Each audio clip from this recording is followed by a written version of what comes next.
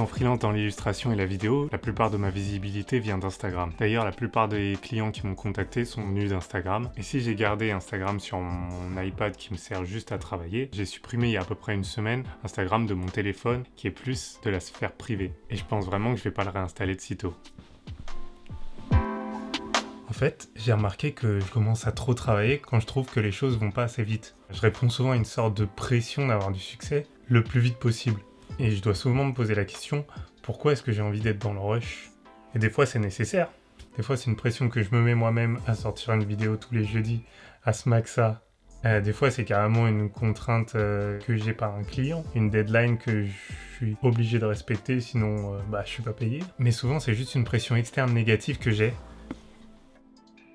Des fois, c'est la jalousie. Étant en freelance dans l'illustration, je vois beaucoup d'artistes qui sont beaucoup plus forts que moi et je me dis que je dois redoubler d'efforts pour arriver à ce niveau de carrière. Et c'est pareil sur YouTube. Il y a beaucoup de vidéos que je vois et que je me dis que j'arriverai même pas à faire et que je suis encore loin du niveau du YouTube game en général ou du Instagram game en général. Plus que dans mon cas particulier, je pense que ça s'applique à tout corps de métier, à chaque personne. Le fait de ne pas être assez athlétique, de n'être pas au niveau de carrière qu'on veut, le fait de ne pas avoir la maison qu'on veut, le fait de ne pas être au stade de sa vie qu'on a envie d'être. Des fois, c'est juste la peur de louper quelque chose. En anglais, ils ont un anagramme pour ça, ça s'appelle FOMO, The Fear of Missing Out. T'as vu cet accent anglais ?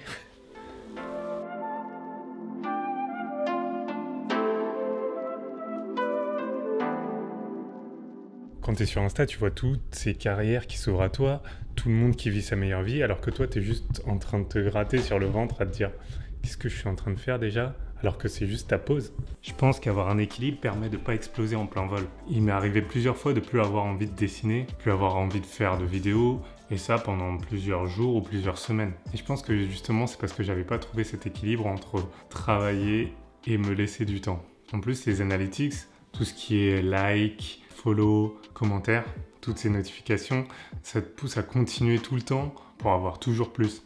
Toujours plus de likes, toujours plus de follow, toujours plus de commentaires. Il y a un mécanisme assez pervers qui s'appelle l'adaptation hédonique qui fait que au début, quand tu as 200 followers, avoir une dizaine d'abonnés en plus, c'est vraiment un truc de fou. Alors que quand on a 2000, avoir une dizaine d'abonnés en plus, c'est presque décevant, alors que le nombre n'a pas changé intrinsèquement.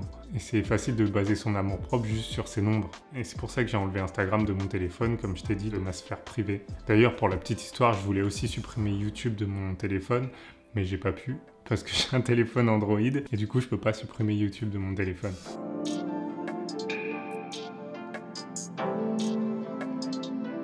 Et si je pense que toutes ces facettes psychologiques seront toujours là, mais je pense qu'en m'éloignant des réseaux sociaux quand je travaille pas, je pense que ça peut aider. Aujourd'hui, les géants d'industrie comme Facebook ou Google se sont rendus compte des effets psychologiques des réseaux sociaux par le fait que par exemple Instagram ait supprimé les likes dans certains pays.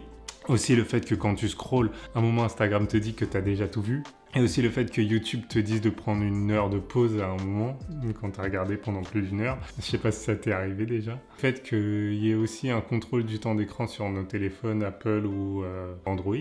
Toutes ces petites attentions sont une manière de prendre conscience du temps qu'on passe sur nos écrans en fait. Faut pas oublier que le business model de ces géants, c'est notre attention. Du coup, c'est un travail vraiment individuel à faire si tu as envie de passer moins de temps sur tes écrans et faire plus de choses cool. Surtout que maintenant, on est déconfiné, du coup, on peut sortir.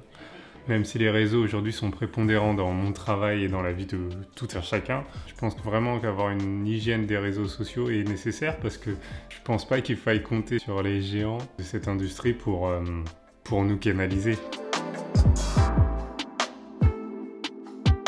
Voilà, j'espère que tu as aimé cette vidéo. Comme je t'ai dit dans la vidéo, ça fait à peu près une semaine que j'ai supprimé Instagram de mon téléphone et je continue de voir aller sur mon téléphone et chercher Instagram. C'est une des raisons pour laquelle j'ai supprimé Instagram de mon téléphone parce qu'en tant que minimaliste, j'essaie de faire les choses plus en conscience et j'aime pas avoir ce réflexe de regarder directement Instagram alors que j'avais pas forcément envie de le faire. J'ai fait cette chaîne pour vraiment ouvrir la discussion parce qu'aujourd'hui, j'ai 27 ans, bientôt 28, même si l'administration me considère plus comme un jeune, je pense que je suis encore assez jeune et qu'il y a plein de choses que je peux apprendre des enseignements que je vois sur internet et que tu peux m'apporter aussi. Du coup, dis-moi ce que t'en penses dans les commentaires, ouvrir le débat. Est-ce que toi tu le ferais, supprimer Instagram de ton téléphone? Toi, comment tu utilises Instagram dans ta vie personnelle ou ton réseau social? Voilà, je sors des vidéos tous les jeudis.